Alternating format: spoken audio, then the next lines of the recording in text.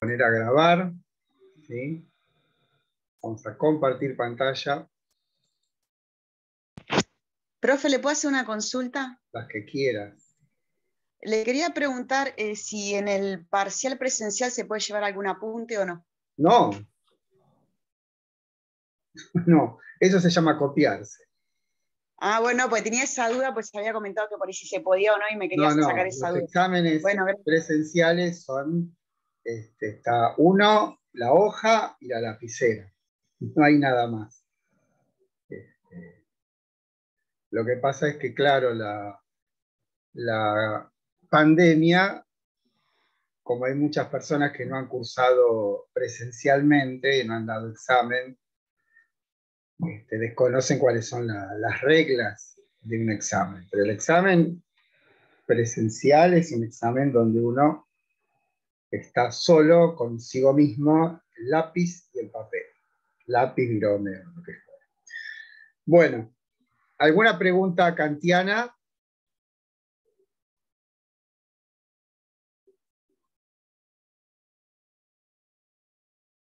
Bueno, vamos entonces a concluir con lo que queda de la dialéctica trascendental y vamos a terminar con la ética kantiana. Vamos a hacer una revisión a vuelo de pájaro de lo que ya hemos visto y luego nos sumiremos en el asunto específico de la crítica a la metafísica, que es la dialéctica trascendental, ¿no? Bueno, lo que hemos aprendido en la crítica de la razón pura es una definición de qué significa conocer. Recordemos que el problema que se le plantea a Kant es cómo es posible que una ciencia como la física de Newton, habiéndose basado en los fenómenos que aparecen en el espacio y en el tiempo, sin embargo, contiene en sí leyes universales y necesarias. Y que eso era una suerte de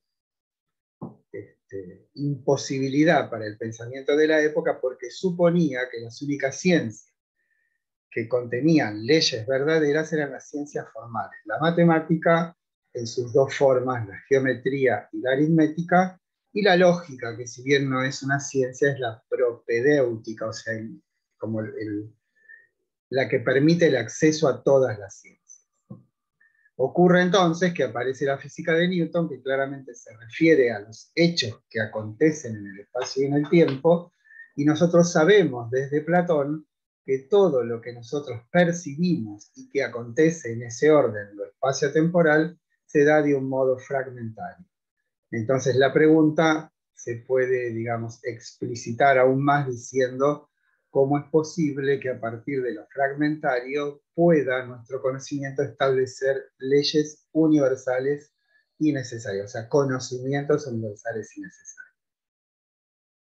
Y decíamos que la estrategia básica kantiana se llama revolución copernicana. Esto es una suerte de inversión del camino anterior en lo que hacía al estudio de nuestro conocimiento. Decía el profesor Carpio que tanto empiristas como racionalistas eran desde el punto de vista nociológico realistas. Esto es, si realismo significa o deriva de la palabra res, que es cosa, las teorías nociológicas de ambos contendientes eran similares en algo. Suponían que el asunto del conocer debiera dirimirse a partir del estudio del objeto de conocimiento. Y lo que hace Kant es una inversión. En lugar de estudiar al objeto, estudia al sujeto. Ese volverse hacia el sujeto es lo que se llama revolución copernicana. ¿Por qué? Porque invierte el modo de considerar el asunto. Ese movimiento de la revolución copernicana se traduce en una tarea específica que Kant denomina inventario. Ese inventario lo podemos explicitar con uno de los nombres, o de la interpretación del nombre crítica de la razón pura, que es un estudio que intenta conocer el aspecto puro de la razón, ¿no? Recuerden que la palabra crítica viene de krínai, que quiere decir destacar, quiere decir extraer, quiere decir analizar en última instancia. Entonces, el camino kantiano consiste en el estudio del sujeto que conoce, pero con un criterio, y el criterio es lo trascendental. Lo trascendental, ya sabemos, no es tanto una cosa, sino aquello que hace posible que haya cosas. La mirada kantiana se dirige al descubrimiento del aspecto trascendental del conocimiento. Ahora bien, el conocimiento humano tiene dos fuentes, que son la sensibilidad y el entendimiento, similar a lo que habíamos estudiado en Platón en el paradigma de la línea. La sensibilidad y el entendimiento serán aquello que será objeto de indagación con el fin de determinar qué es lo trascendental. En la sensibilidad descubrimos el espacio y el tiempo, en el entendimiento descubrimos los conceptos puros del entendimiento o categorías. El criterio para descubrir esas instancias trascendentales en la sensibilidad fue la búsqueda de instancias que permanezcan siempre en la experiencia sensible. Y ahí salió que espacio y tiempo son dos instancias que participan necesariamente el espacio de toda experiencia sensible externa y el tiempo en toda experiencia sensible, sea esta interna o externa. Y después vino la pregunta acerca de qué es espacio y tiempo, y ahí nos pasamos al terreno de esto que llamamos representaciones. Decíamos, las representaciones son, o es el término más abarcador de la crítica de la razón pura. O sea, siempre estaremos tratando con representación. Cuando las representaciones se caracterizan por ser intuitivas e inmediatas, se llaman intuiciones. Cuando las representaciones se caracterizan por ser mediatas y universales, se llaman conceptos. Entonces ahí tenemos las dos derivas del conocimiento humano. En lo que hace a la sensibilidad, entonces, el estudio sistemático de esa capacidad humana de conocimiento llamada sensibilidad estará orientada a la búsqueda de esos invariantes que terminan siendo el espacio y el tiempo, que son en última instancia intuiciones, porque son inmediatas, y son singulares, porque no hay muchos espacios ni muchos tiempos, sino un solo tiempo y un solo espacio. A partir de ahí aparece la búsqueda de elementos equivalentes en el orden del entendimiento. Y recordemos que una de las consecuencias de todo esto era la sensibilidad es pasiva, el entendimiento es activo. La sensibilidad simplemente es la posibilidad o la capacidad de que en nosotros se asiente aquello que los sentidos nos otorgan. Y decíamos también que respecto del espacio, lo único que nos dice esa intuición pura es delante, atrás, arriba, abajo, izquierda, derecha y nada más. Y del tiempo nos dice permanencia, sucesión y simultaneidad. Bien, la búsqueda en el entendimiento, que sería el aspecto activo del conocer, o sea que si tomáramos aquella expresión primera que nosotros formulamos, que decía debiera existir una capacidad cognoscitiva tal, capaz de elevar lo particular a universal, esa capacidad no puede ser la sensibilidad, porque justamente la sensibilidad es pasiva. Entonces, el peso del conocimiento va a estar del lado del entendimiento, que es la facultad de los conceptos. Entonces, lo que hará Kant es buscar, así como lo hizo en la sensibilidad, instancias conceptuales puras, capaces de dar respuesta a nuestra pregunta, que es ¿qué significa conocer o qué puedo conocer? Esa búsqueda, decíamos, fue orientada por la ayuda, entre comillas, que le da la lógica formal, porque si conocer es juzgar, y juzgar es una acción, una pauta importantísima para determinar en qué consiste esta acción de juzgar es saber cuántas y cuáles formas de juzgar hay. Y la lógica formal nos aporta esto que es la tabla de los juicios. Y la tabla de los juicios, que la lógica le otorga a Kant, está dividida en 4 modos: cantidad, cualidad, relación y modalidad, que a su vez se divide en 3 cada uno.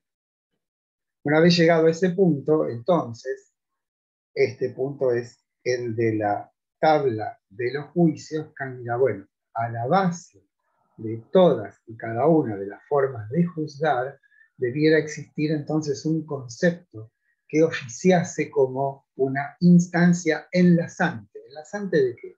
De los términos.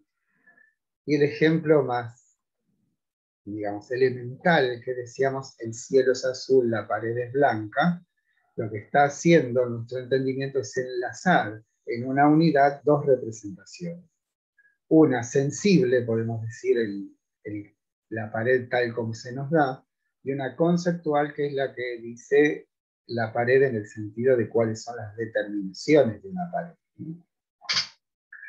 Bueno, una vez hecho eso, lo que hace Kant es buscar cuál es la manera en que una instancia conceptual pura puede enlazarse con algo que es fluyente y particular. Y entonces ahí teníamos el momento de la llamada deducción trascendental, bueno, que dijimos que era la parte más complicada, que deducción no tenía que ver con el procedimiento que utilizan los matemáticos, sino que tenía que ver más con una cuestión legal o diplomática, que es los elementos que un Estado presenta contra otro como para decirse poseedor de una región, por ejemplo. En ese sentido es una deducción, en el sentido que Kant lo que tiene que hacer es aportar elementos para volver verosímil esta relación que en principio parece imposible entre la sensibilidad y el entendimiento. Ahí es donde aparece este nuevo personaje, que es el yo pienso, que simplemente lo que tenemos que decir es todo aquello que ocurre, ocurre para una instancia única, como si fuera el ápice. ¿Vieron una catedral? El ápice, donde se juntan todas las, en la cúpula, donde se juntan todas las estructuras, ¿no? Ese es el ápice. Bueno, el ápice de esa construcción, que es la mente humana, es el yo pienso, que como decíamos no es ninguna cosa, sino que es una acción de captarse a sí mismo. Esa acción de captarse a sí mismo lo que le garantiza al entendimiento es la unidad. Por eso dábamos el ejemplo, que no es kantiano, de preguntándonos qué es aquello que hizo que nosotros fuésemos los mismos de aquellos que hace 5 minutos estaban en esta clase. Bueno, es ese poder cohesivo, ese poder unificante que Kant llama el yo pienso. Una magia que hay dentro de cada uno de nosotros. Una vez hecho eso, Kant se pone a contestar con precisión cómo es posible la ciencia. Y para eso pasa a la analítica de los principios, donde Kant formula, también sobre la base de esa cuádruple división en cantidad, cualidad, relación y modalidad, cuáles son los principios que rigen el comportamiento de todo científico. Decíamos que esas 4 formas, esos 4 principios que son juicios, son proposiciones, establecen el horizonte de sentido que hace posible que un individuo conozca, un científico, digamos, el modo de ser de la naturaleza. Y decían, bueno, axiomas de la intuición, anticipaciones de la percepción, analogías de la experiencia y postulado del pensamiento empírico. Pero eso, simplemente lo que tienen que saber de eso es cómo, decir, existe algo que se llama analítica de los principios, que con lo que intenta Kant es establecer cuál es el horizonte de sentido para que hubiese conocimiento científico. Con eso, Kant da por satisfecha, respondida a la pregunta que puedo conocer. Y recuerde que la pregunta que puedo conocer se dividía en dos: cómo cómo son posibles los juicios sintéticos a priori, y si es posible la metafísica como ciencia. Esa segunda pregunta, ¿cómo es posible la metafísica como ciencia?, se responde en la segunda parte de la lógica trascendental. La lógica trascendental se divide en analítica de los conceptos y en dialéctica trascendental. El asunto ya no serán los conceptos ni las proposiciones, sino que serán las ideas.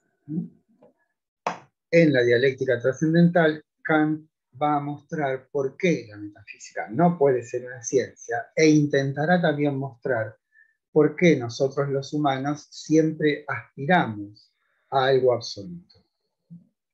Esto es algo ya sabido, eso lo vimos en Platón, lo vimos en San Agustín, que el orden fenoménico, esto es, aquel que tiene que ver con la naturaleza, con nuestros apetitos, con lo que deseamos, con nuestros intereses, de ninguna manera nos satisface. Que hay en nosotros una aspiración a algo más absoluto, a algo absoluto. Esa aspiración en Kant tiene un nombre, se llama razón. Y llama a la razón la facultad de lo incondicionado. Esto es, ¿qué es un incondicionado? Dios. ¿Por qué Dios es incondicionado? Porque quiere decir que no hay ninguna fuerza que fuerce a Dios a hacer algo. Eso se llama incondicionado. No hay ninguna condición que afecte a Dios. Tampoco al alma y tampoco al mundo, pero esos son absolutos.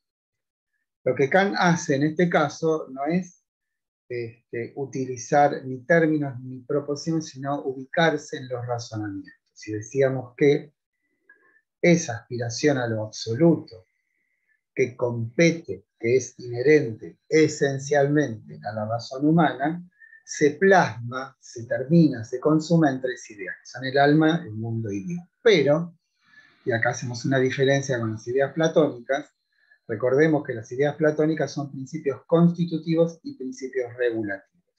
Con principios constitutivos queremos decir todo lo que nos rodea no es sino una forma caída de las ideas. Recuerden que hay una idea de lo perfecto y hay cosas más o menos perfectas en el mundo, pero no hay nada perfecto. Hay algo que alude a la perfección, pero no hay nada en sí mismo perfecto. ¿Por qué? Porque las cosas mundanas son finitas y su finitud es justamente la que impide su perfección, o bellas, ¿no? Como vimos en el banquete. Entonces, el error de la metafísica fue, vamos a decirlo así, proponer a esas nociones últimas, alma, mundo y Dios, como objetos. Y en realidad son el nombre de una aspiración. Esa aspiración es lo que se llama ideas en el sentido regulativo. ¿Sí? Esto es, todos nosotros aspiramos a un conocimiento completo, o sea, la humanidad como tal, como tarea de la humanidad, pretende un conocimiento absoluto. ¿Va a conseguirlo? Jamás. ¿Va a dejar de buscarlo? Jamás. Entonces, esas ideas se proponen como polos absolutos de sentido. O sea, como, ¿se acuerdan el motor inmóvil en Aristóteles o la idea del bien en Platón? Que era algo a lo que uno aspiraba, a diferencia con Kant, es que tanto en Platón como en Aristóteles uno podía acceder a ellas.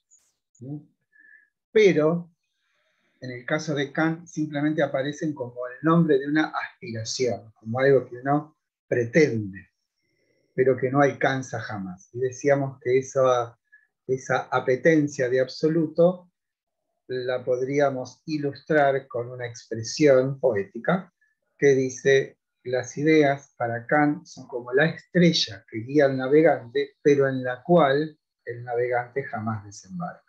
Como algo que orienta, pero en lo cual uno no accede. ¿Por qué no accede? Porque el conocimiento humano tiene una limitación, y es que debe atenerse a los datos que la sensibilidad le otorga. Y lamentablemente no tenemos ningún dato ni del alma, ni del mundo, ni de Dios.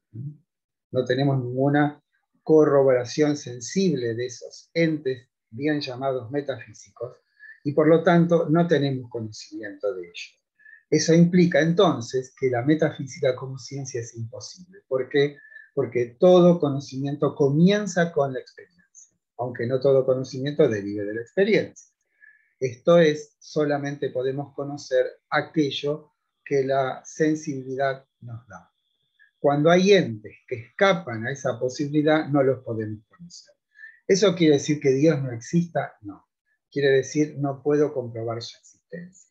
¿Puedo pensar que Dios existe? Por supuesto, porque pensar no es lo mismo que conocer.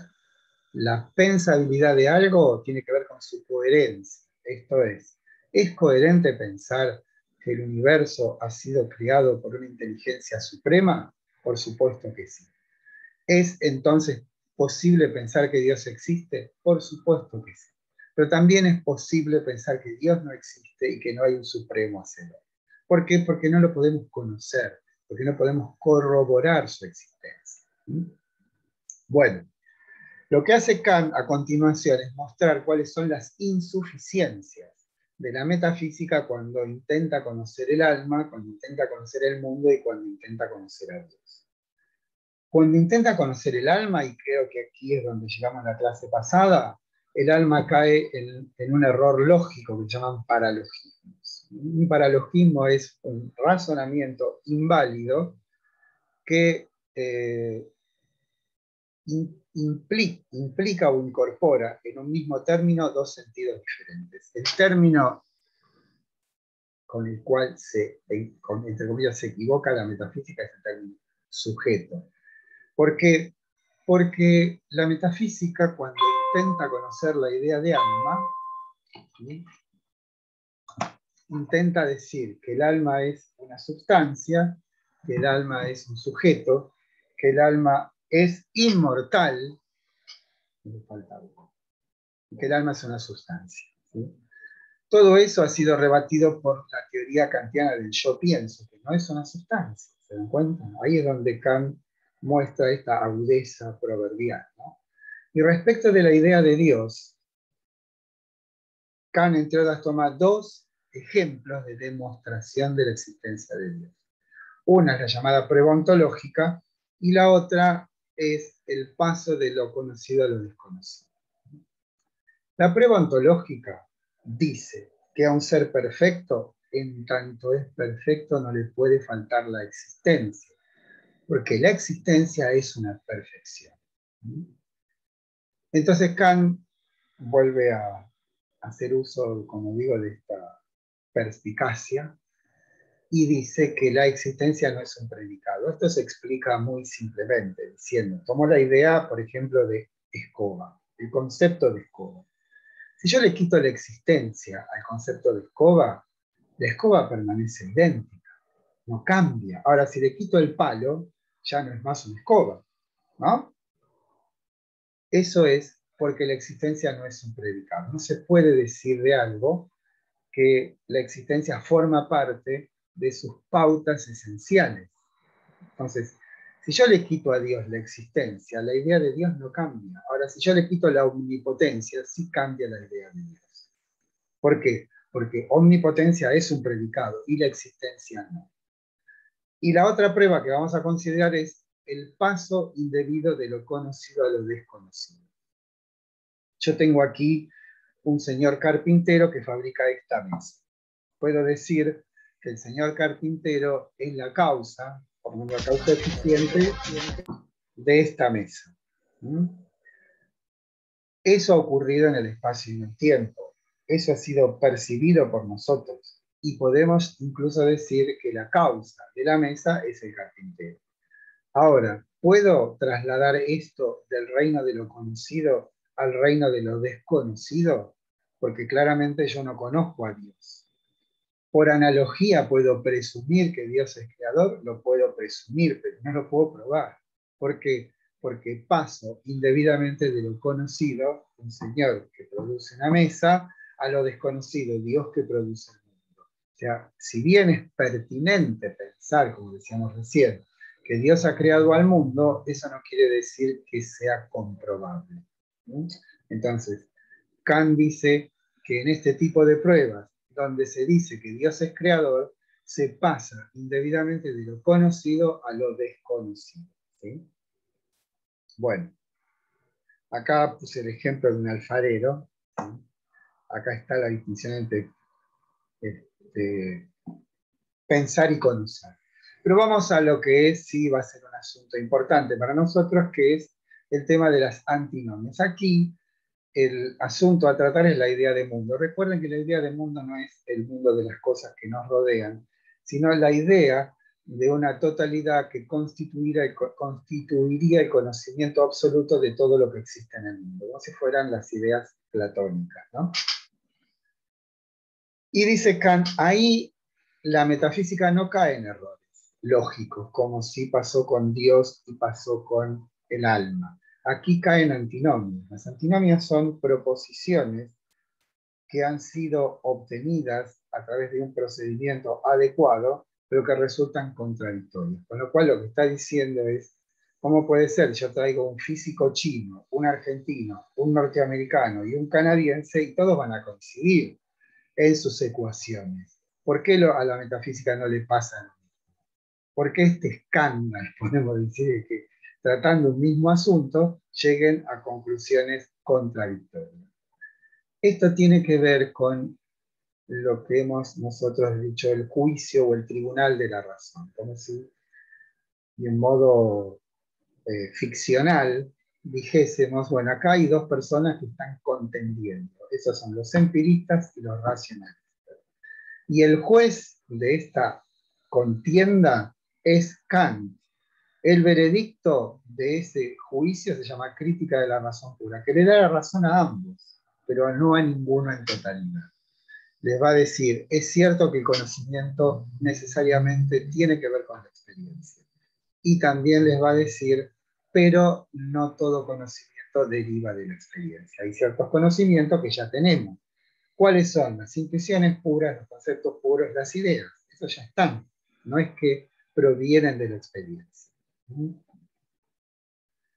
Las antinomias son 4. ¿Por qué son 4? Porque tiene que ver con esa cuádruple partición que descubre Kant a través de la lógica. Cantidad, cualidad, relación y modalidad. Las dos primeras vamos a ver que están mal planteadas. Caen por disolución. ¿Por qué caen? Porque, bueno, se las voy a decir, dice, el universo es infinito en el tiempo y en el espacio. Y los otros dicen, el universo es finito en el tiempo y en el espacio. La otra dice, todo es divisible al infinito, nada es divisible al infinito. Acá no importa la formulación, lo que sí importa es que tanto empiristas como racionalistas adjudican el tiempo y el espacio a las cosas.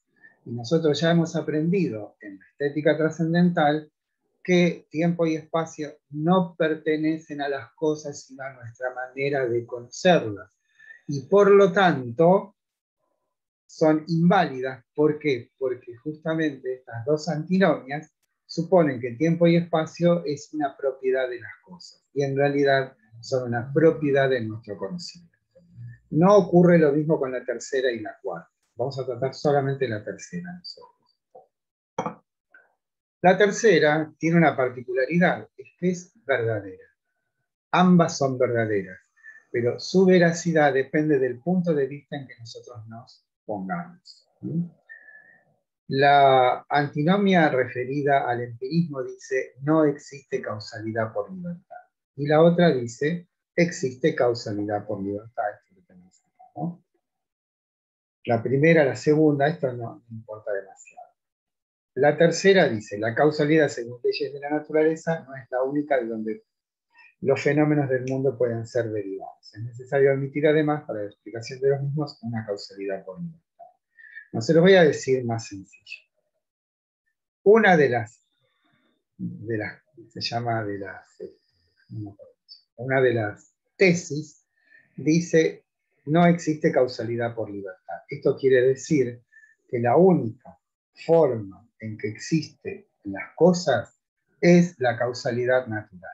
La causalidad natural, voy a decir una y unas cuantas veces más, es aquella que consiste en una trama de sustancias enlazadas a través de la causa y el efecto y de la acción recíproca. Esto, recuerden, son las tres categorías de la relación. Esto es verdadero. ¿Cómo se comprueba esto? Y es simple, es ir al médico. Cuando vamos al médico y nos detecta una enfermedad, el médico no empieza a danzar una danza que nos saque los demonios del cuerpo, no sacrifica un animal, sino que nos da un medicamento. O nos indica una dieta, o nos indica. ¿Por qué? Porque nuestro cuerpo es un fenómeno, o en realidad está enlazado con la naturaleza. Y la naturaleza existe bajo la forma de los fenómenos. Y los fenómenos existen como una trabazón, enlace, trama, como quieran llamarlo, de causas y efectos. Esto se lo podemos aplicar a Aristóteles cuando dijo: conocer es conocer por las causas. Entonces, es cierto que la única manera en que existen las cosas en la naturaleza es a través de la trama de entes o sustancias enlazados por la causa y el efecto y la acción recíproca. Verdadero, absolutamente verdadero, porque si no fuera así, no habría conocimiento, no habría ciencia y obviamente no habría medicina, en el sentido de que nosotros lo entendemos, pero tampoco física, química y todas las demás ciencias. Todas las ciencias están basadas en que cada fenómeno tiene una causa y a su vez este fenómeno es causa de otro. O sea, causas y efectos. Ahora, si eso fuera así, en la dimensión práctica de la vida humana, y esto es lo que inaugura esta nueva consideración que se va a consumar en Kant en dos obras. Nosotros vamos a ver una de las dos, llamada Fundamentación de la metafísica de las costumbres. Esto es, la crítica de la razón pura encaró la existencia humana desde el punto de vista de conocer. Esta segunda crítica de la razón práctica o la fundamentación, que para nosotros va a ser lo mismo, encara la existencia humana en cuanto al hacer.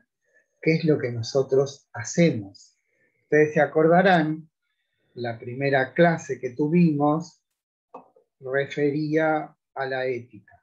Y la ética nos decía, la profesora Celia Cabrera nos decía, la ética es una reflexión de carácter filosófico que se aplica sobre la moral. Y daba el ejemplo de decir, bueno, en la familia, en el club, en la facultad, en la escuela, nosotros actuamos según una serie de normas en general implícitas que regulan el comportamiento con las otras personas. A eso lo llamamos moral, que viene de costumbre. Pero hay una disciplina que estudia la moral filosóficamente, esto es reflexivamente, e intenta sistematizar todo aquello que, de un modo casi, podemos decir, natural, subyace en las costumbres, y eso lo llamamos moral, ¿no? Bueno, esta segunda parte de la tarea kantiana tiene que ver no tanto con el conocer, sino con el hacer. Esto es, ¿cuál es la lógica que articula la acción humana? Y ustedes me preguntarán, ¿y esto qué tiene que ver con la tercera antinomia? Si tiene que ver porque cuando nosotros actuamos en el mundo, en nuestra vida, y esa acción está motivada por un deseo, por un interés, ¿sí? Lo que estamos haciendo es reproducir en nuestra conducta el orden fenoménico de la naturaleza. ¿Cómo llama Kant a esto que decimos sería la traducción de la naturaleza en nuestras acciones? Lo llama inclinaciones. Las inclinaciones son aquellas que se presentan en nuestra vida bajo la forma de: si tengo hambre, debo comer; si tengo sed, debo beber; si quiero aprobar el examen de filosofía, debo estudiar, ¿no? Cada vez que en nosotros se plantea, que es lo que ocurre cotidianamente en todos y cada uno de los seres humanos, se aparece en nosotros un deseo, lo que Kant dirá o nos dirá es bien, esos deseos siempre se aparecen bajo la forma de imperativos hipotéticos, que tienen, insisto, el modo de, para conseguir B debes hacer A. Bien, ahora, si esa fuese la única fuente de la acción humana, esto es no existe causalidad por libertad, que es lo que decíamos que era verdadero, lamentablemente deberíamos decir que Hitler, Gengis Khan o todos los que hemos pensado como seres monstruosos en la historia de la humanidad son inocentes. ¿Por qué? ¿Por qué? Porque la causalidad natural es necesaria. ¿Sí? Nosotros actuamos así porque estamos motivados por causas que tienen que ver con la naturaleza, y en la naturaleza no existe la libertad. Si yo tiro un lápiz en este momento, nunca va a ocurrir que al lápiz se le ocurra no caerse. ¿Por qué? Porque lo rige las leyes de la naturaleza.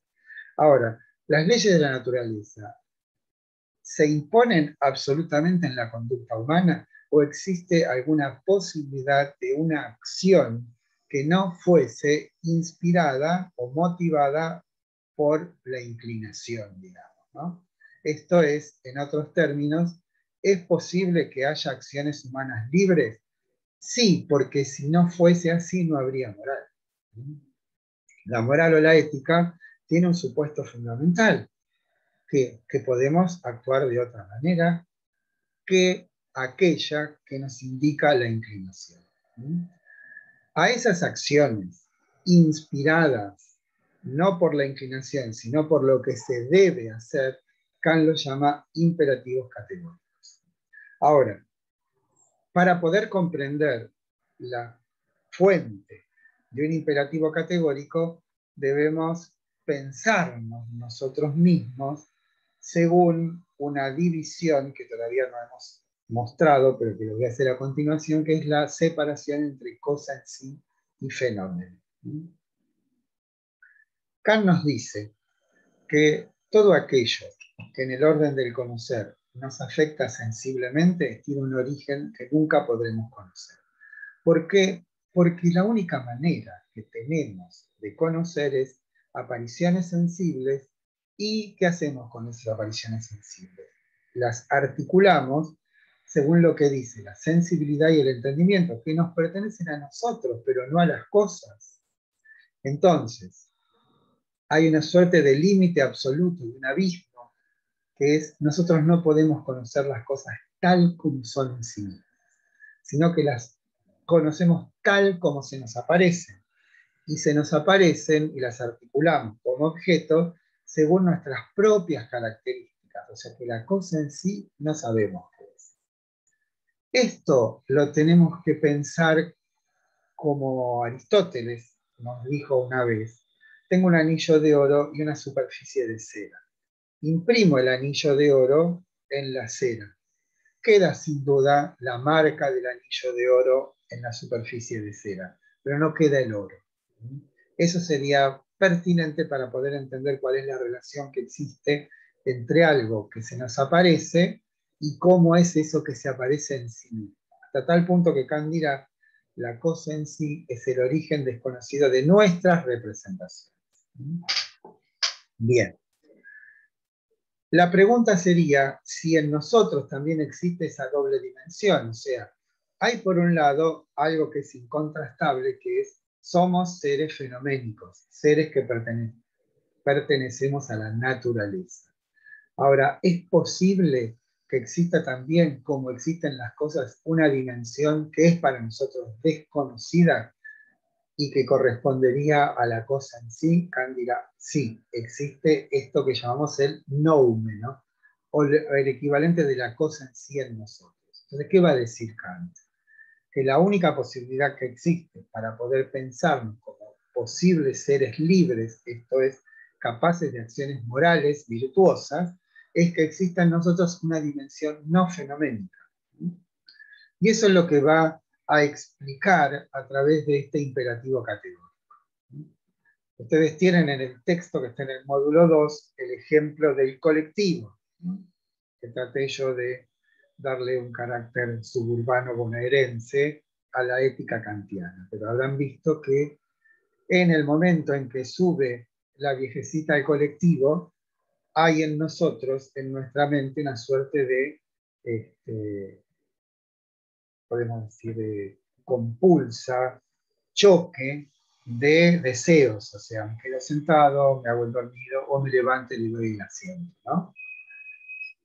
Cuando elijo algo que me desprende de las inclinaciones, esto es, no me quedo sentado porque me parece, evalúo que es mejor dar el asiento.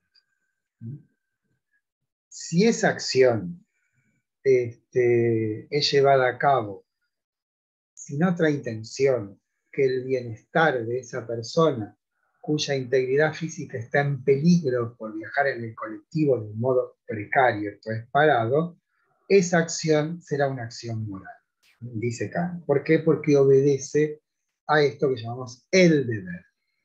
Pero no no satisfecho con ello, Kant dirá, bien, para que una acción sea moral debe cumplir con 3 condiciones. La primera dice que la máxima de tu acción puede ser elevada a ley universal, ¿no? Esto es, aunque no nos demos cuenta, todas nuestras acciones que acontecen en el mundo, llamémosle todas nuestras acciones conscientes, están asistidas, prescriptas por una normativa, por una ley. Hasta abrir la puerta, lavarse los dientes, leer un libro, comer, todo tiene una ley, ¿sí? O sea, hay una cosa muy profunda que dice Kant, que a diferencia de una mosca, una abeja, una planta o un animal, el que fuere, nosotros somos capaces de representarnos la ley. En cambio, los animales y las plantas están sumidos en la ley, no tienen la posibilidad de volverse sobre sí mismos y observarla como una representación, la ley que regula su conducta. Nosotros sí tenemos esa posibilidad. La posibilidad de poder representarnos la ley. Y esa ley, digo en el mundo práctico, está instituida en base a máximas. Máximas para la acción. O sea, si para ir a la facultad debo tomar el colectivo, todo eso está inspirado, regido, regulado, orientado por una máxima. Bien. En este caso, cuando yo le doy el asiento a esa persona, también hay una máxima. ¿Cuál es la máxima que inspiró esa acción? Eso no está escrito en ningún lado. Yo lo puedo, digamos, derivar, expresar de mi acción misma y podría decir, dar a otra persona algo que yo tengo, pero que no es esencial para mi vida, pero sí es esencial para la otra persona. Entonces dirá Kant, bien, esa ley que acabas de formularme, ¿puede ser ley universal? ¿Esto puede cumplirse sin contradicción siempre? ¿En todos los casos posibles? Entonces, si eso es así, están aplicando los motivos. Si eso es así, entonces esa acción es moral. ¿Por qué? Porque es universal, porque vale para todos los casos. Recuerden ustedes también lo que son las categorías, ¿no? Que deben valer para todos los casos.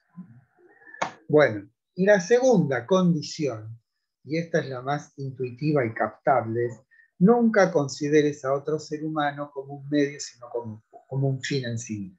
Entonces, supónganse que yo le doy el asiento porque soy cristiano y creo que ese acto mío es un ladrillito más para construir mi propia salvación. Entonces, en realidad yo no estoy pensando en esa persona, aunque desde un observador que no sabe, no conoce la interioridad, va a decir, ese hombre ha hecho una buena acción. En realidad no es, en el sentido kantiano, una buena acción o una acción moral, porque estoy utilizando como un medio a esa persona y no como un fin en sí mismo.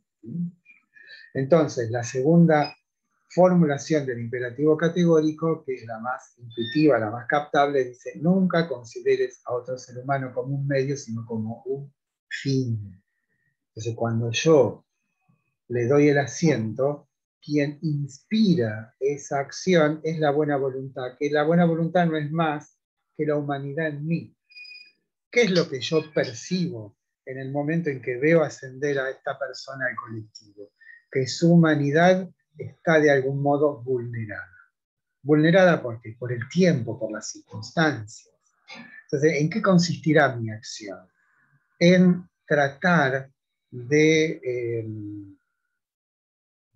como diríamos, de atenuar esa vulnerabilidad. Yo sé que no le voy a devolver la juventud ni la lozanía, pero de alguna manera la estoy preservando dándole asiento. ¿Por qué? Porque es la humanidad en mí la que está inspirando esa acción. Y la humanidad en mí lo que intenta es de algún modo atenuar su vulnerabilidad. Y esa vulnerabilidad es obviamente el paso del tiempo. ¿Se dan cuenta? Profe, Sí. disculpe, en el texto hay un ejemplo está re claro, el de si una persona se está ahogando, si uno lo va Sí, a salvar, intenta sí, sí. salvarlo. A mí me gusta más Ese- el del colectivo, pero ese también está bien. leí los dos, pero bueno, a mí me quedó más claro este quizás. Bueno, lo lamento por mí. Disculpe, Este, profe, disculpe, cada uno. no, no, es un chico. Bueno, a lo que voy entonces es que en esa acción que yo he acometido, el fin de mi acción no era satisfacer un interés propio o satisfacer un deseo propio, sino que lo que tuvo en cuenta es a la otra persona como tal. ¿Mm? Y la tercera formulación dice que la máxima de tu acción pueda constituirse como parte de una legalidad universal, que es lo mismo que lo primero. Entonces, ahí tienen ustedes que lo que yo he hecho con esa acción es algo que me libera del orden fenoménico. ¿Mm? ¿Qué he hecho yo en ese momento? He humillado un aspecto mío, que es aquel que quería quedarse sentado. ¿Sí? ¿Por qué? Porque estoy cansado, porque tengo ganas, por lo que fuere. ¿Sí? Y lo he humillado porque he evaluado que existe algo superior. Y ese algo superior es lo que me dicta el deber, que aparece en nosotros como un imperativo, hasta el costo. ¿Mm? Da el asiento. Ahí tienen ustedes entonces qué significa libertad para acá. ¿Mm? La libertad es una decisión que consiste en liberarse de un orden y apuntar a otro orden. Y uno produce ese cambio porque le parece que ese otro orden es superior. ¿Mm? Si ustedes quieren, aunque no sea un ejemplo de moral, el 9 de julio de 1816, nosotros, los argentinos, decidimos liberarnos de un orden y adherirnos a otro porque nos parecía mejor. ¿Mm? Bueno, eso es lo que sucede cuando, de algún modo, no. Eso sucede cuando actuamos tal como lo establece el imperativo categórico. Nos liberamos de un orden. ¿Por qué? Porque accedemos a otro orden porque nos parece mejor, nos parece superior. En el preciso instante en el que nosotros adherimos a ese orden que consideramos superior, dice Kant que nos constituimos como ciudadanos del reino de los fines, con un título, el de legisladores. Y efectivamente hemos hecho eso, porque ¿qué hace un legislador? Propone leyes. ¿Y qué es una ley? Sino, en muchos casos, una normativa que intenta preservar a alguien, cuidar a alguien, defender a alguien. Y cuando nosotros le damos el asiento, lo que estamos intentando es preservar la integridad de esa persona que, como decimos, tiene en sí, o padece una vulnerabilidad. ¿Sí? Entonces, esa acción es un imperativo categórico. Ahora, fíjense que si yo, por eso esto lo separamos de lo religioso, porque lo religioso de alguna manera piensa o quiere una compensación. Aquí el asunto es que no hay ninguna compensación. La única compensación es justamente podemos decir, la satisfacción de haber hecho lo que uno debe. Pero uno no lo hace para sentirse satisfecho. La satisfacción es una suerte de consonancia o continuidad, pero yo no lo hago porque me hace sentir bien, porque si no sería un imperativo hipotético. Para que sea categórico, uno lo debe hacer porque está bien, y punto. No hay ninguna compensación en todo esto. Profe, Sí. perdón.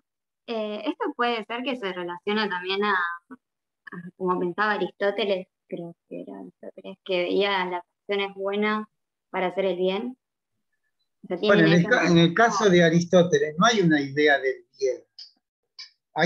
En Aristóteles hay una suerte de sedimentación de acciones en las cuales nosotros nos basamos. ¿Por qué? Porque uno sabe que eso está bien. Y eso también produce una satisfacción. Pero en Aristóteles hay algo que no está en Kant. En Aristóteles dice, bueno, hay un justo medio entre dos extremos. Eso no está en Kant. En Kant la moral es formal. No dice lo que tenés que hacer, sino que te dice cómo debes hacerlo. ¿Sí?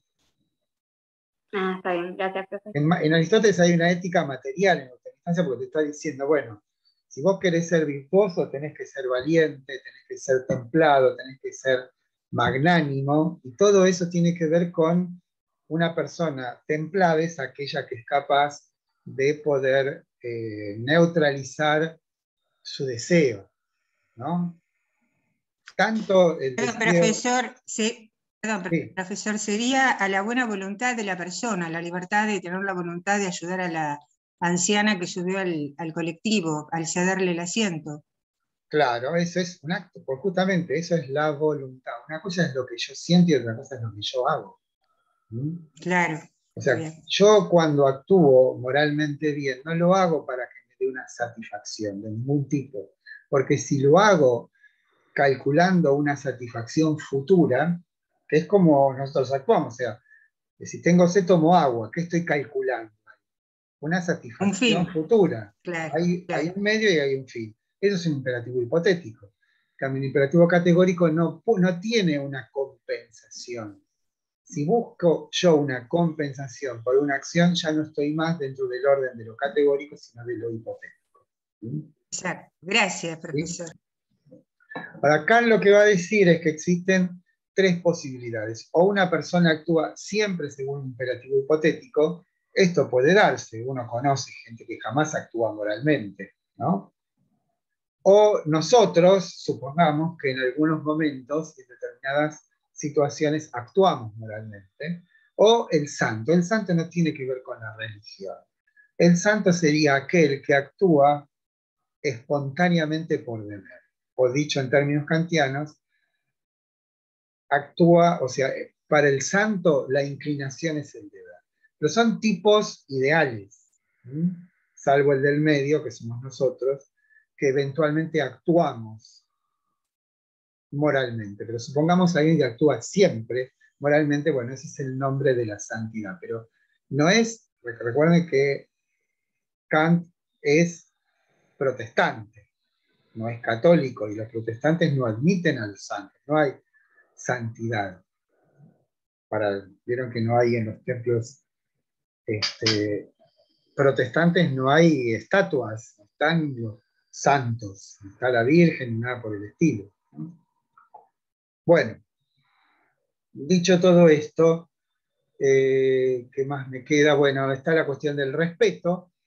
Dice que íntimamente el momento aquel en el cual nosotros decidimos actuar libremente, esto es, accedemos al deber, lo hacemos por respeto. Dice, el respeto es un sentimiento doble, el único sentimiento espiritual, podemos decir, no afectivo, no sensible, no corporal, que existe en el ser humano para Kant. El respeto es cuando nosotros admitimos la superioridad de alguien. Y en esa admisión implica también una humillación. Esto de la humillación no hay que tomarlo en un mal sentido. O sea, cuando yo me levanto, en el colectivo estoy humillando, le estoy diciendo a una parte mía que no es valiosa. ¿A qué parte le estoy diciendo que no es valiosa? A mi cuerpo. Si no, no, me desentiendo de tus intereses, me desentiendo de tus deseos. ¿Por qué? Porque me parece que hay algo que es superior. ¿No? Eso que es superior es lo que llamamos el deber. ¿No? Ahora, Kant dirá luego, ¿no? Hay que si existen actos justos o injustos, debiera haber un juez. Y ese juez debiera juzgar a todos los hombres. Bueno, pero eso es una conjetura que hace Kant para decir, bueno, Dios de algún modo debiera existir. Pero no tiene que ver con esto, no tiene que ver con la ética. Acá, si uno actúa de alguna manera porque busca una retribución, ya no está en el orden del imperativo categórico, sino del hipotético. Y hay que tener en cuenta también que, si bien la acción moral es desinteresada para mí, no es desinteresada para la moral. O sea, hay una intención, pero no la del sujeto empírico, no de este individuo que va en el colectivo y que desea quedarse sentado, ¿sí? Sino que hay un interés de la humanidad en dar ese asiento. ¿Sí? Ahora, fíjense qué particular, que esa acción que yo acometo necesariamente se traduce en actos que están en el espacio y en el tiempo, ¿no? En la experiencia. ¿Por qué? Porque yo me paro, porque le digo a la señora, siéntese, la señora se sienta, todo eso ocurre en el espacio y en el tiempo. Pero fíjense que si bien ocurre en el espacio y en el tiempo, a través de la inspiración de esa acción moral, yo estoy elevando lo espacio-temporal a otra dimensión. ¿Por qué? Porque lo estoy sacando del orden de las causas y los efectos. Lo estoy sacando del orden fenoménico. ¿Por qué? Porque esa acción que yo estoy acometiendo no viene de la naturaleza, no viene de lo fenoménico, viene de mí mismo. ¿Y qué de mí mismo? De algo que considero absoluto. ¿Por qué? Porque fíjense ustedes que el imperativo hipotético siempre tiene la misma fórmula. Haz esto para que ocurra esto otro. O sea, haz A para que ocurra B, ¿no? En cambio, el imperativo categórico, y esa es su distinción fundamental, tiene una vocación absoluta. No dice, haz esto para esto otro, sino que te dice simplemente, hazlo. ¿Sí? Sin que haya un condicionante incondicionado. Esa notificación que se nos aparece como un rayo en nosotros, tiene el carácter de algo absoluto. Y el único lugar en la crítica de la razón pura donde nosotros hablamos de algo absoluto es el orden de las ideas. Bien, yo creo que con esto, con todo lo demás que sigue, acá está lo del... Acá está toda la historia esta que yo he contado, del colectivo, etcétera, etcétera, ¿no? Que es la libertad. Acá están las tres máximas, y aquí termino. Bueno, vamos a dejar de compartir pantalla y lo vamos a ver en los rostros. Bueno, ¿alguna pregunta, inquietud, consideración? Supongo que debe haber montones. Tenemos 3 horas de clase, ¿eh? O sea, ahí no guardé 2, sino 3, porque supuse que por ahí habría muchas preguntas. Por otra parte, tengo, esperen que no quisiera armarme yo aquí, pero tengo las preguntas que hicieron ustedes, que son, hay una que una que tiene que ver con el neoplatonismo. ¿Me están escuchando, no? Sí. Sí, profe. Bueno, esto es lo que yo había dejado para que... Dice, en la guía que nos envió se encuentra el tema Dios inmaterial. Se refiere a que Dios no es sustancia y, a diferencia del humano, que tiene una condición temporal. ¿Él es eterno? Yo no entiendo muy bien la pregunta, pero acá lo único que tenemos que decir es el neoplatonismo. A Agustín le enseña 2 cosas. Una, que puede pensarse un ser como inmaterial, y ese es Dios. Y la otra, que el bien, o el mal, mejor dicho, es carencia de Dios. Y acá dice, no entendí, ¿por qué el neoplatonismo no explica necesariamente a qué se debe el alejamiento del bien? En realidad, el alejamiento del bien no lo explica el neoplatonismo, pero sí lo explica Agustín, es el pecado original. El pecado original obnubila nuestro entendimiento y debilita nuestra voluntad. Eso es lo que nos inclina al mal.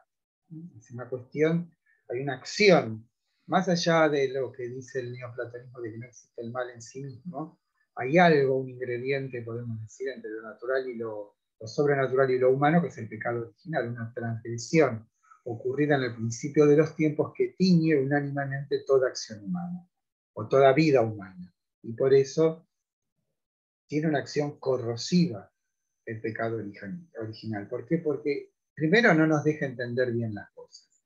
Por eso digo, obnubila nuestro entendimiento. Y confundimos los bienes materiales con los bienes espirituales. Y por otra parte, y esto va a favor de los deseos, del deseo sexual, de la concupiscencia, debilita nuestra voluntad. Esa es la acción corrosiva que tiene el pecado original en nosotros. Bueno, después viene una que dice, ¿qué significa desde la lógica trascendental? La paloma creería que podría volar mejor. Bueno, en el vacío habría que agregar.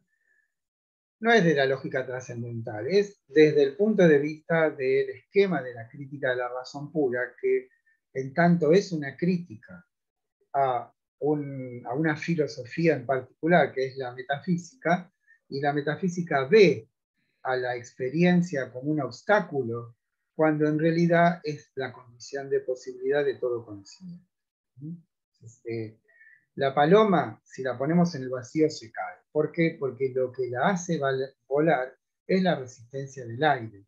Del mismo modo, los racionalistas piensan que la experiencia sensible es un obstáculo para el conocer, cuando en realidad es la condición de posibilidad de todo conocimiento. La rapsodia de sensaciones tiene que ver con que si no estuviese la acción del entendimiento que articula como un objeto aquello que la afección sensible nos da, el mundo se nos aparecería como una rapsodia de sensaciones. En otros términos, el mundo se aparecería como un caos de sensaciones inconexas. Lo que hace el entendimiento es ponerle un enlace a las cosas y darle una consistencia a las cosas, a las sensaciones como objeto. Las representaciones se refieren al conocimiento, pero no es el conocimiento en sí. Eso es cierto, o sea, ¿por qué? Porque un concepto que es en realidad lo que consiste el conocimiento es también una representación. Así que bueno, eso está bien. Bueno, estoy a la escucha de preguntas o alguna explicación.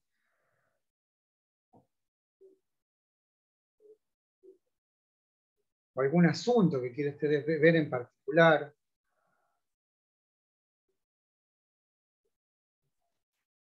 Profe, yo quería saber lo del yo pienso, porque la otra vez no lo entendí muy bien. ¿Qué viene aparte de las representaciones y las categorías? ¿Es como todo el conjunto de eso? Bueno, hay representaciones, pero justamente esas representaciones tienen que presentarse ante alguien entre comillas. Ese alguien es el yo pienso. Pero una vez que, o sea, es algo que uno está tan cercano que no se da cuenta, pero si nos preguntamos, otra vez lo digo, ¿por qué somos los mismos que hace 5 minutos? Debe haber algo en nosotros que unifica todo eso vivido. ¿Sí?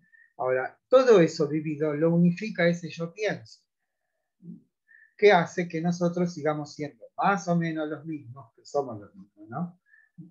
De toda nuestra vida. Ahora, la pregunta siguiente es, ¿qué es ese yo pienso?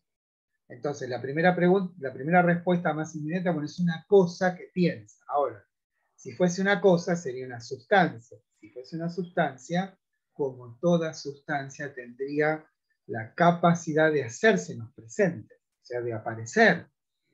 Pero claro está que el yo pienso no se aparece, pero sí hace aparecer. Por lo tanto, no es un objeto, no es una sustancia, no es una cosa. Es una acción. ¿En qué consiste esa acción? en principio, en separarse de las cosas, ¿no? ¿Por qué? Porque yo percibo esto, percibo lo otro, pero aquello que percibo y el que percibe no son una sola cosa.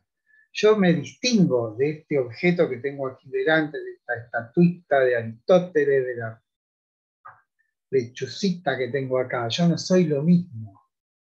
Si fuese lo mismo, estaría como perdido en la experiencia. Pero ¿qué es lo que me separa de esa experiencia? El yo pienso. ¿Sí? Es lo que establece la distancia. Bueno, acá me hace una pregunta de Lema Fabián. ¿Obedece a un discurso social previo? No, Kant no es un sociólogo ni es un psicólogo. Aquello que se establece como la buena voluntad es un ingrediente necesario de todo hombre. Lo que puede cambiar son las diferentes formas en que esa buena voluntad se expresa en diferentes culturas. Pero para Kant, necesariamente existe en nosotros esa instancia que podemos llamar la buena voluntad. No tiene que ver con lo social, ¿sí? Ni con la historia siquiera. Porque si no, sería que un empirista, claramente.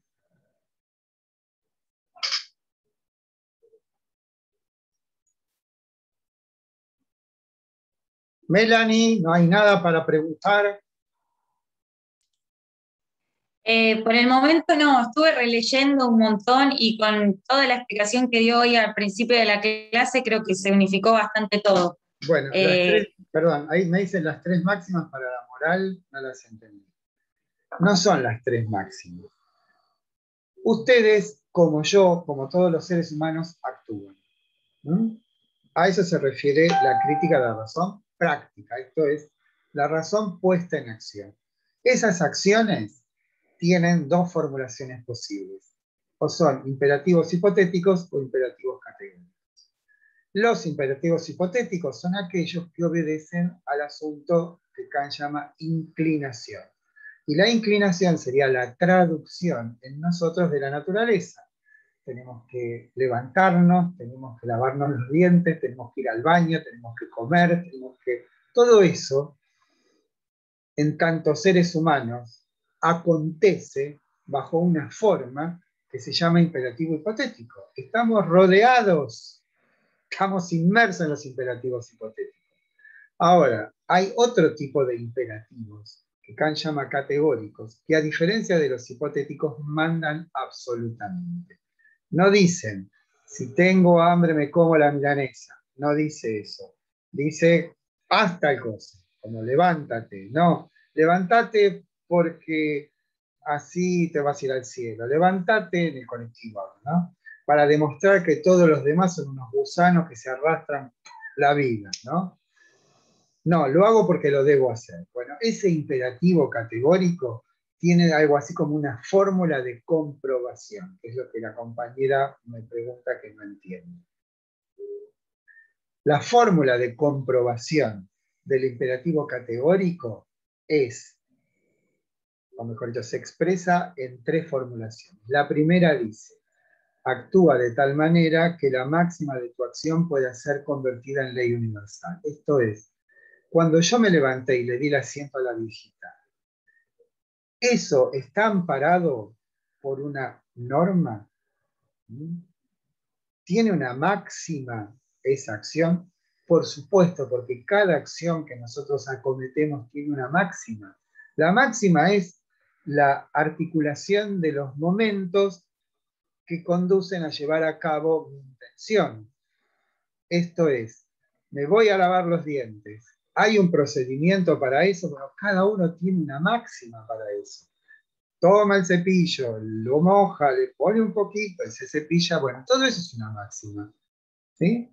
Y pertenece a un imperativo hipotético. Ahora, esa máxima, en el caso de la acción que yo considero o quiero considerar como moral, puede traducirse a ley universal. Entonces lo que tengo que hacer es abstraer de eso que yo hice con la viejita cuál es la máxima. ¿Cuál sería la máxima? Actúa, ¿sí?, de tal manera que cuando vos estés en posesión de un bien, en este caso el asiento, que te da placer y comodidad, pero ¿es esencial para tu vida que sos joven y rozagante? ¿Es esencial ese bien del asiento? ¿Sí o no? Decimos que no, podemos perfectamente sobrevivir. Ahora, ¿hay una persona que necesita el asiento más que vos? Por supuesto, esta señora que acaba de ascender al colectivo. Dáselo. ¿Sí? ¿Qué hemos hecho? Hemos de algún modo seleccionado o tomado algo nuestro y se lo hemos otorgado a otro. ¿Por qué? Porque eso está bien. ¿Mm? Y la segunda formulación, que no hace más que corroborar la anterior, dice: nunca consideres a otro ser humano como un medio, sino como un fin. Yo estoy pensando en mí cuando le doy el asiento, o estoy pensando en ella. ¿Mm? Pregunto. Se supone que en ella. No, se supone no, es en ella. Bueno, en ella, si no sería hipotético. Exactamente, exactamente. Y la tercera dice, bueno, esta máxima que vos elaboraste para fundamentar tu acción, ¿puede formar parte de una legislación universal? Digamos que sí. O sea, que deba cumplirse siempre. Fíjense que esto de elevar a universal no solamente lo tenemos en la crítica de la razón pura, sino en la crítica de la razón práctica. Claramente. No sé si contesté, no me acuerdo quién. A ver, me preguntó. Elías Enrique, ¿no? ¿Está claro, Elías? Elías. Acá está. ¿Se aclaró, Elías? Se fue. Así es. Bien. Bueno, ¿alguna otra? Supongo que debe haber millones de preguntas. Millones no, es una exageración. Decenas de preguntas. Profe, yo tengo que para el racionalismo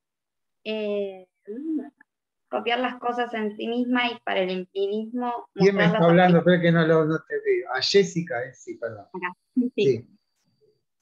Que yo tengo que para el racionalismo copiar las cosas en sí mismas, por otro lado tengo empirismo, mostrar las apariencias de las cosas, y tengo que para ambas la noción de verdad es como la misma, que es un conocimiento verdadero cuando Claro, ahí coincide con el... lo que tenés que, a lo que apunta eso es a unificar a empiristas y racionalistas como realistas. Aquellos que en la consideración del conocimiento creen que para determinar qué cosa es el conocimiento debemos fijarnos en el objeto conocido. En ese se llama realismo, porque res en latín quiere decir cosas, o sea, se basan en las cosas.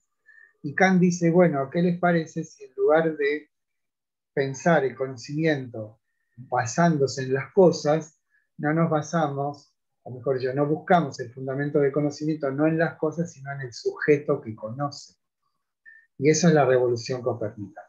O sea, hay algo que une a empiristas y racionalistas. Ambos son realistas. ¿Qué significa eso? Ambos creen que el conocer no es sino un copiar, como decías vos recién, ¿no? Que el sujeto copia la realidad. Y en realidad Kant lo que va a decir, el sujeto constituye la realidad, la configura. No la crea, pero sí la configura. ¿Mm? Por eso lo de la revolución copernicana, el inventario, etcétera, etcétera, etcétera. ¿Sí?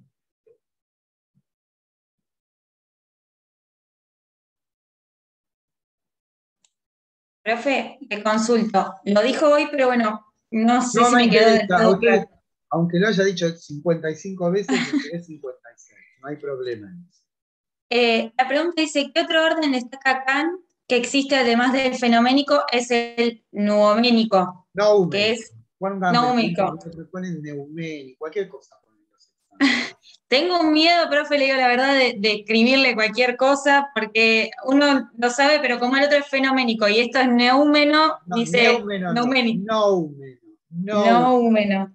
noúmeno. Bien, que es el equivalente a la cosa en sí en nosotros. ¿Y en qué se funda? En que no podemos conocer las cosas tal como se nos parece, tal como son, perdón, sino como se nos aparecen. Perfecto, perfecto.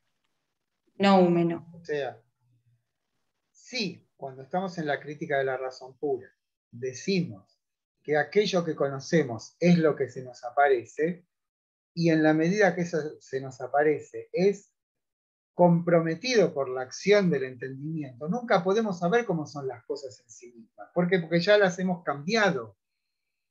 ¿Se dan cuenta? Nunca podremos saber. Ahora, esa misma escisión que existe entre la cosa y nuestra manera de conocerla, ¿podemos llevarlas a nosotros mismos? Por supuesto que sí. Entonces tendremos un aspecto fenoménico y un aspecto no fenoménico, que Kant, en lugar de llamarlo cosa en sí en nosotros, lo llama noumeno. Y esa es la única proveniencia posible del imperativo categórico. ¿Por qué? Porque si el imperativo categórico hubiese surgido de la inclinación, en la inclinación, en lo fenoménico, nunca hay nada absoluto. Siempre es relativo. Cuando yo digo, para poder lavarme los dientes, necesito, digamos, siempre hay imperativos hipotéticos. Y los imperativos hipotéticos mandan relativamente. Dicen, haz esto para tal cosa, un medio para un fin. Esa es la lógica insoslayable del imperativo hipotético. Ahora, de pronto, en mí, y esto es absolutamente comprobable, aparece un imperativo que no dice, haz esto para que pase tal cosa, sino que te dice como una orden absoluta, haz tal cosa. Entonces, no le puedo asignar a ese imperativo la proveniencia de lo fenoménico. ¿Por qué? Porque manda absolutamente, y lo fenoménico siempre manda relativamente. Entonces, la única proveniencia posible de un imperativo que manda absolutamente no es lo fenoménico, sino esa otra dimensión que Kant establece, que es lo nouménico. Y en ese sentido nos constituimos como causas libres. Esto es, ¿qué es una causa libre? Una causa que no es efecto de una causa anterior. ¿Sí? O sea, si yo soy un ser natural, insisto, nuestro cuerpo está enmarcado, imbricado en una trama que es la naturaleza y que abarca todo el universo. En cambio, cuando yo actúo moralmente, el origen de esa serie de fenómenos, ¿a qué me refiero con esto? Señora, siéntese, me levanto y le dice, esa serie de fenómenos no vienen de atrás, sino que han surgido de mí mismo. ¿De dónde? De la buena voluntad. ¿De dónde? De lo nouménico.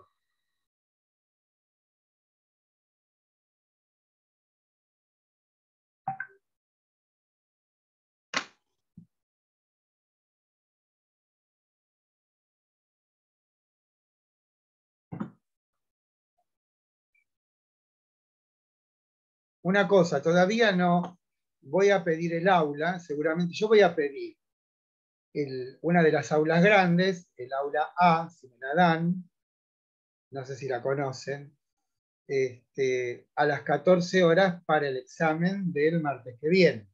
Pero eso se los voy a notificar. Ya hoy mismo voy a reservar el aula y después les notifico. ¿Sí? Y claro que se ha escrito. Perdón, no sé si lo dijo, pero ¿va a ser a desarrollar el múltiple choice o...? No, no. Lo que pasa es que la pandemia nos introdujo en un mundo que no es el mundo normal, pero un examen parcial, los finales pueden ser orales, pero los exámenes parciales siempre son escritos. A ustedes les llega una hoja, un papelito, algo que escribe el profesor en el pizarrón, que son las preguntas, y ustedes responden las preguntas por escrito, dentro de la misma hoja que el profesor les presentó. No es multiple choice, no, el multiple choice en filosofía particularmente es espantoso, horrible, pero bueno, no teníamos muchas opciones. Sub no sé qué quiere decir.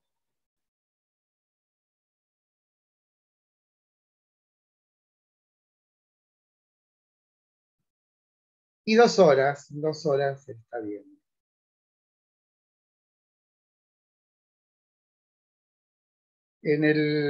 Yo creo que para el examen parcial,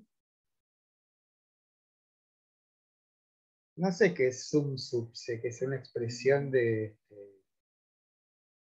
estupefacción, de horror, de terror, no sé. No, Creo que que entendimos, profe, lo que explicó. El pulgar el para nombre del arriba. emoji, me dice.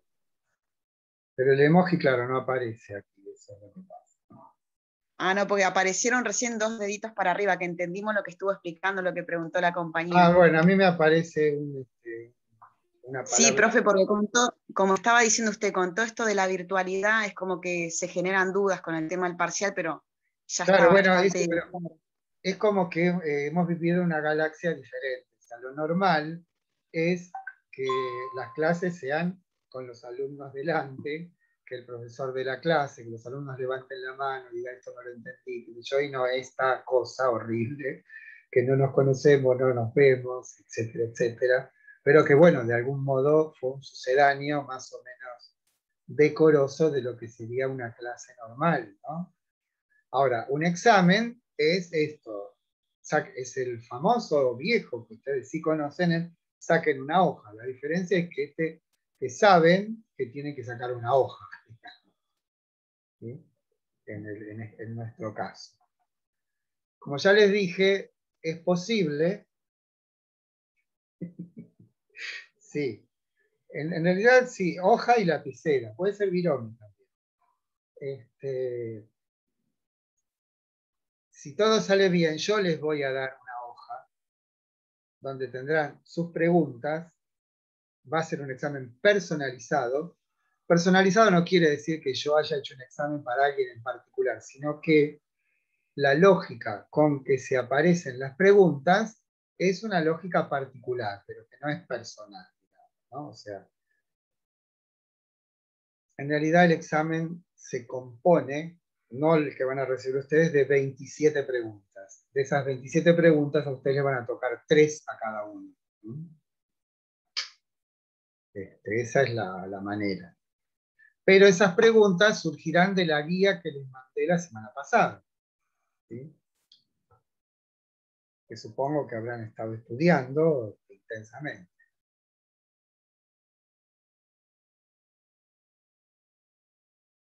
Pero yo ya hablé con las personas de la impresora y de la facultad para que me impriman los exámenes, así no los tengo que imprimir yo, ¿no? Y tengan en cuenta que para dar el examen tienen que haber hecho los 8 trabajos prácticos. Yo después voy a mandar una lista donde les voy a mostrar el estado. 3 preguntas, sí. Ahora hablo de las preguntas. El estado, o sea, los que tienen entre más de 5 trabajos prácticos, les voy a mandar una lista de, a ver, los que les faltan, porque por ahí hay algunos que yo no los tengo computados, sino que algunos se pierden en la nada. Entonces, para que tengan la oportunidad, aquellos que deben 2 trabajos prácticos, que los terminen. Pero creo que en realidad, en general, estamos más o menos bien con eso. Y después, respecto de las preguntas, va a ser una pregunta de San Agustín y 2 preguntas de Kant, ¿sí? Esas son las 3 preguntas, pero cada pregunta puede tener varias partes. Yo puedo decir en Kant, por ejemplo, de dónde surgen las categorías, cuál es su función, ¿no? Puedo preguntar en ese mismo ítem, espacio y tiempo son intuiciones, ¿por qué? Y después va a venir una pregunta que diga qué son las antinomias o qué es un imperativo categórico, o de las 3 formulaciones del imperativo categórico. O sea que una pregunta puede contener varios ítems, a eso me refiero. Pero para eso van a tener más de 2 horas para hacer el examen.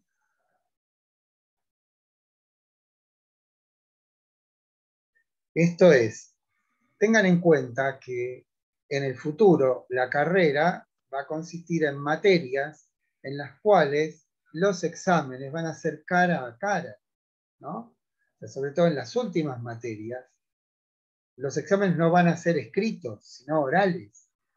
Van a estar 4 o 5 horas esperando el turno para dar examen y ahí van a tener a un profesor, casi siempre a varios profesores, que les van a tomar examen. Entonces ahí no hay alternativa de mirar un apunte. O sea, todo esto que ha ocurrido durante la pandemia es una excepción. La manera normal de validar un conocimiento es un examen donde hay un profesor y un alumno. Un profesor pregunta y el alumno eventualmente responde y el profesor le pone la nota. Esa es la manera normal, natural, no acá en la Argentina, en todo el mundo de dar examen.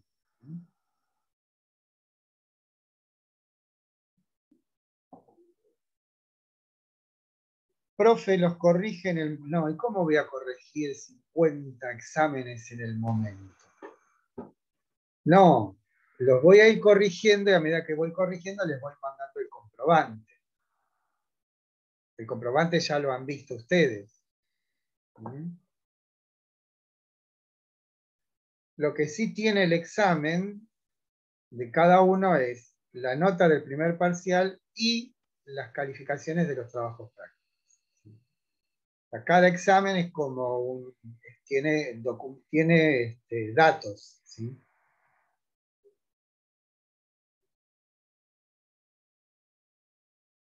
Y después vendrá el recuperatorio. Recuerden que existe, para aquellos que hayan desaprobado uno de los parciales, existe el recuperatorio.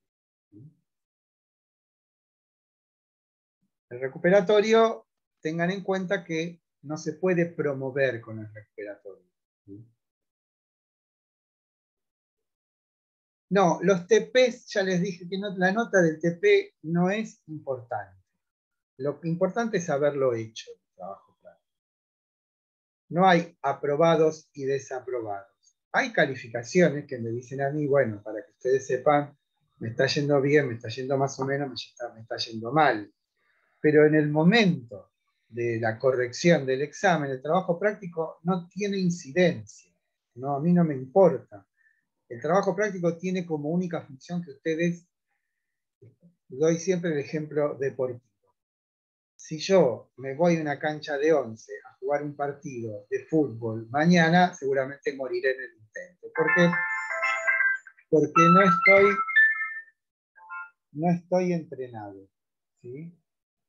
El trabajo práctico cumple esa función. Es entrenamiento. Que ustedes se vayan familiarizando con un asunto que se llama filosofía en las facultades sociales de la Facultad de Lomas de Zamora, de la Universidad de Lomas. Tiene ese único propósito. Para que ustedes vayan regulándose, para que vayan viendo qué es lo que está bien, qué es lo que está mal. Por eso todas las clases revisamos los trabajos prácticos. ¿Para qué lo hicimos? Todo esto tiene un sentido, por ahí se les escapa, pero está hecho con una finalidad muy específica. Entonces, ¿en qué pueden incidir los trabajos prácticos en una nota? En que, por ejemplo, sacaron un 6 en el primer parcial y sacaron un 6 en el segundo parcial. Pero los trabajos prácticos son todos muy buenos. Entonces, y solamente entonces, cuando los trabajos prácticos son muy buenos, pueden hacer que en lugar de 6 les ponga 7. ¿Por qué? Porque los trabajos prácticos son una muestra de su trabajo. Y si por alguna cuestión le falta un punto, medio punto para promover la materia, lo que yo hago es, en función de esos trabajos prácticos, subirles un punto o medio punto. Tienen 6 en el primero, 7 en el segundo. Les falta medio punto para promover. Tienen bien los trabajos prácticos, entonces promueven. Ahora, si se sacan un 4 y un 6, ahí los trabajos prácticos no tienen incidencia. Tienen incidencia en esos casos límites que le falta medio punto para promover. ¿Me explico? Por eso en el examen me aparece a mí las notas anteriores. Yo sé, digamos de algún modo, el rendimiento de cada uno de ustedes por el parcial.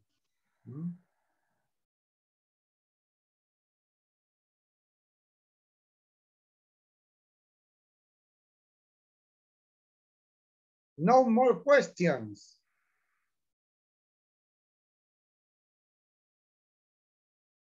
No se dice así. There isn't any question. Is there any question?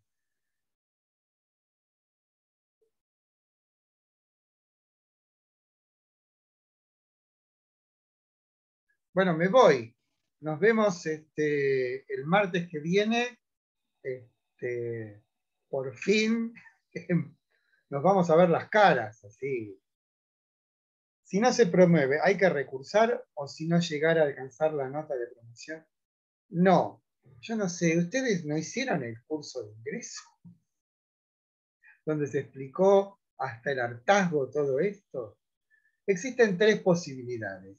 O repruebo la materia, esto es, entre los 2 trabajos prácticos, entre los 2 parciales, saco menos de 4 de promedio entre los 2, o sea, estoy aplazado, eso implica recursar la materia. La segunda condición es de 4 a 6. Eso implica la regularidad. La regularidad a su vez implica que debo dar examen final. ¿Sí? Y la tercera condición es la promoción, 7 a 10. Si yo en los 2 parciales, ojo, no es que me puedo sacar un 4 en uno y un 10 en otro. Tienen que ser 7 en los 2. Tiene que haber una, digamos, cierta continuidad entre uno y otro. Estoy promovido. Estoy promovido quiere decir esa materia ya entra en mi lista de materias aprobadas.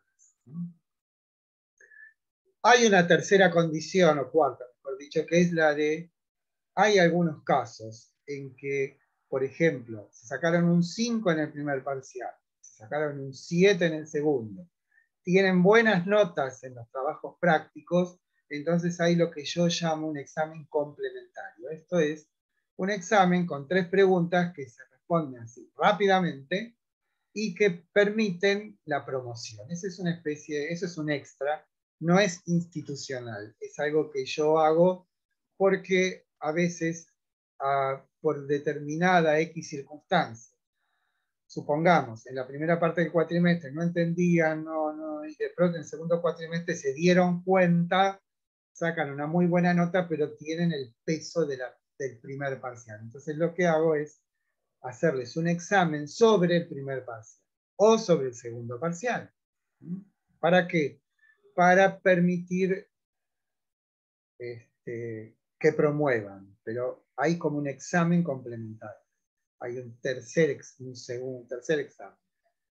que no es un recuperatorio, sino es justamente eso, un complementario. Complementa un examen anterior, en el cual no le fue tan bien y en el otro sí le fue bien. ¿Sí? ¿Lo expliqué? Sí, profesor. Bueno, ¿nos vamos? Y durante la semana, realizando la guía que usted nos envió, surge, porque puede surgir al releerlo, al querer contestar. Sí, por supuesto, me ponen una pregunta y yo la contesto. Ipso facto. Bárbaro. Gracias, profesor.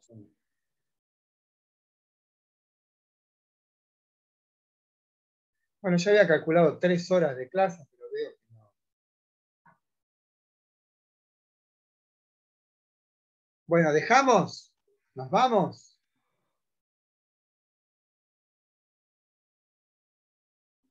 Bueno, nos vemos el martes entonces. Gracias, profe.